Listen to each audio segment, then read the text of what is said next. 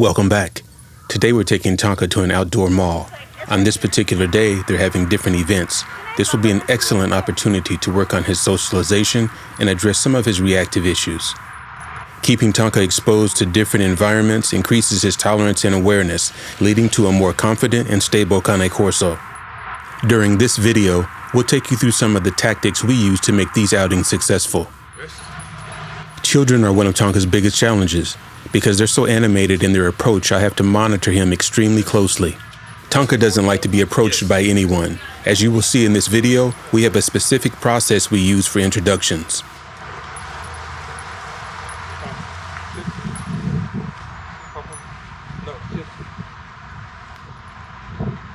When people show interest in Tonka, we often initiate if they would like to pet him. The more positive encounters he has with people further decreases reactivity. The best way to greet Tonka is to just ignore him. And most importantly, number 1, don't stare into his eyes. Number 2, don't kneel down to put yourself at his level. And number 3, don't touch him. Here you see me giving Tonka a verbal command and pointing to the person that I want him to greet. I instruct the person to place their palm down and towards Tonka. He then goes to them and smells their palm. I can gauge how much interest he has in that person by how long he stays near them, gathering their scent. Thank you. While my wife gets into her addiction to shop for shoes, I take Tonka across the street to lightly work on obedience. Down. Good job. Yep. There are thousands of new sights, sounds, and scents that Tonka is taking in. So I utilize this opportunity to make sure he's focused and listening to me.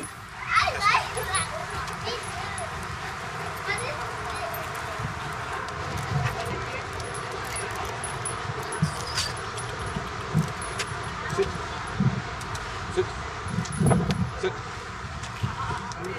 Thank you. Papa, sit. Nope. Good boy. Good boy.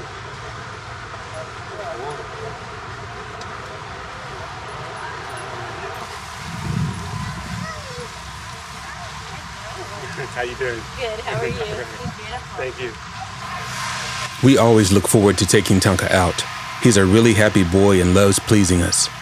As we enter the more crowded sections, Tonka will have to be on his best behavior. I have no concerns about him walking by people. It's the people approaching and stopping he sometimes has issues with.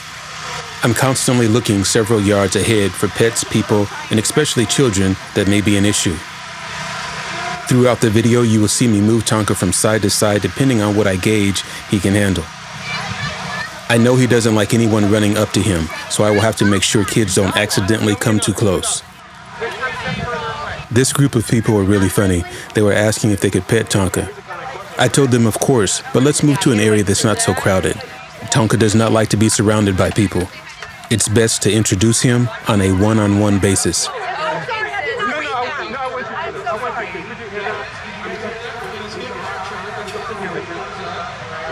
Afterwards, they apologized profusely because they did not see the "Do Not Pet" sign on his vest.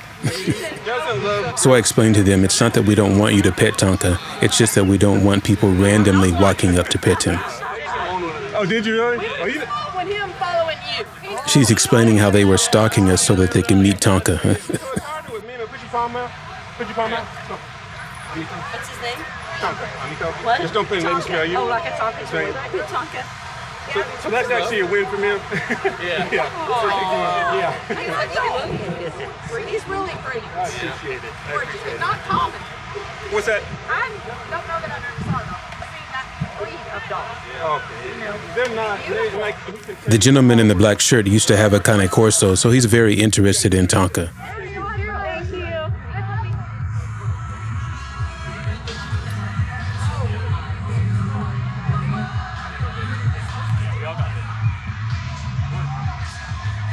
You should let me wipe his face. Okay.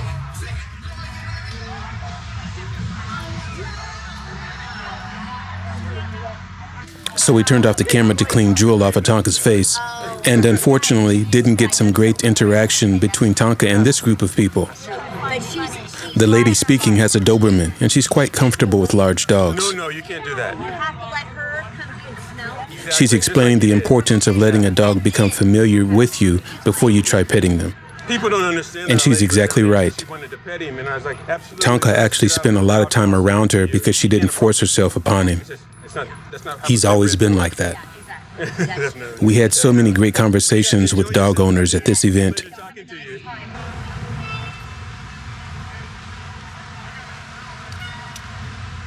Tonka's a mama's boy.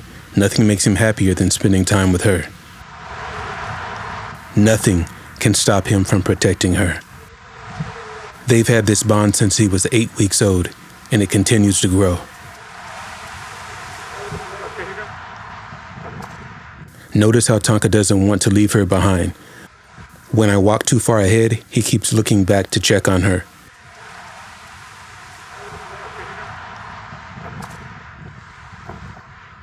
I motion him to sit, focus, then reward him.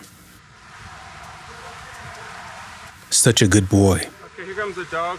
His reward for being obedient is constant praise, and he lives for it.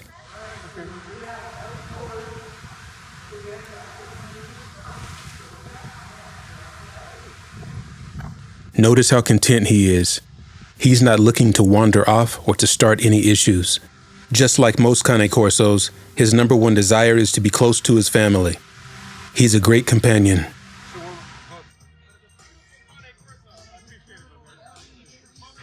I noticed how crowded it was on the other side of the street.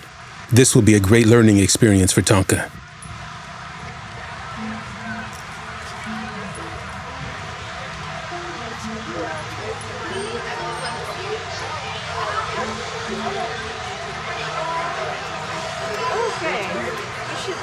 Notice how Tonka trusts my leadership. Without hesitation, he moves to whichever side I put him on.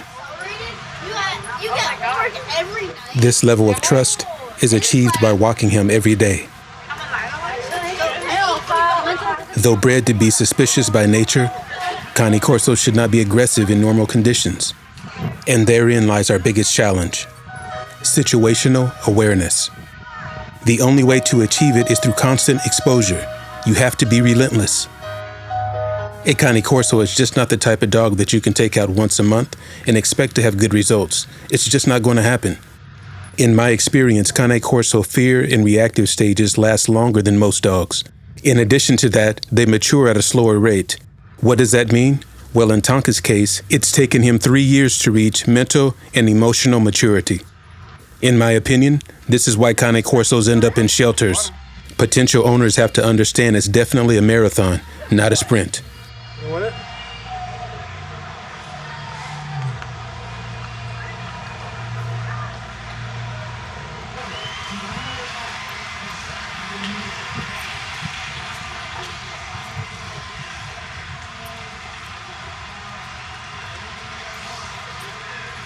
He must have really been thirsty. He often won't drink out of public water bowls. I noticed the gentleman ahead of me in the blue shorts is allowing his dog to walk several feet in front of him. Even though his dog is probably harmless, intuition tells me he would allow his dog to approach Tonka, and that would not be good. I appreciate that Tonka's not interested in the dog, but it's still better to avoid that situation.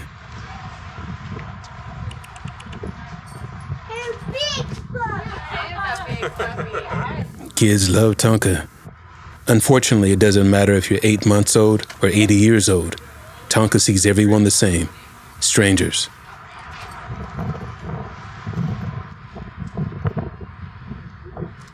Yeah. You should let him sit.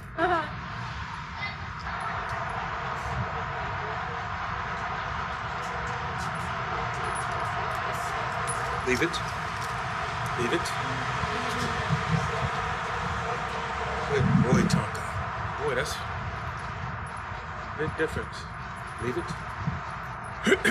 Big dog. How you? Yeah. I'm surprised that went that well.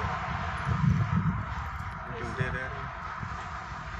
No, now there's a dog right there for water. The dog right there with water. Oh, okay. We'll try that. Hands up. Oh, right here. Yeah, right okay. there. Thank you. Water? We have no idea why Tonka did so well in this situation. Normally, he would stand up and growl to back the man up. For whatever reason, we'll take the W. But Tonka.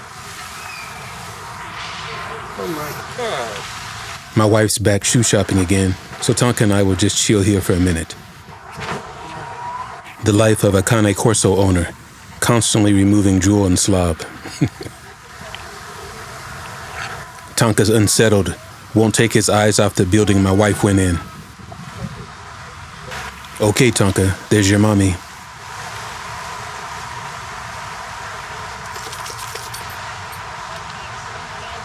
Huh?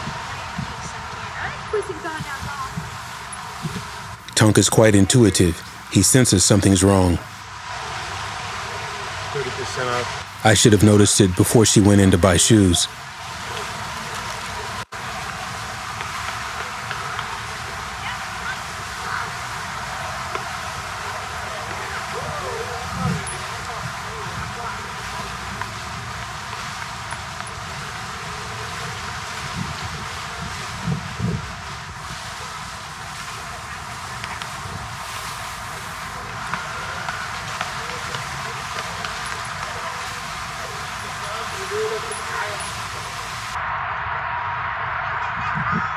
What's that? Even with a vest on that says "Do not pet," women still want to pet Tonka. It's been a great afternoon, and Tonka only made one mistake. After an hour of this much socialization, he'll take a long nap. Thanks for watching.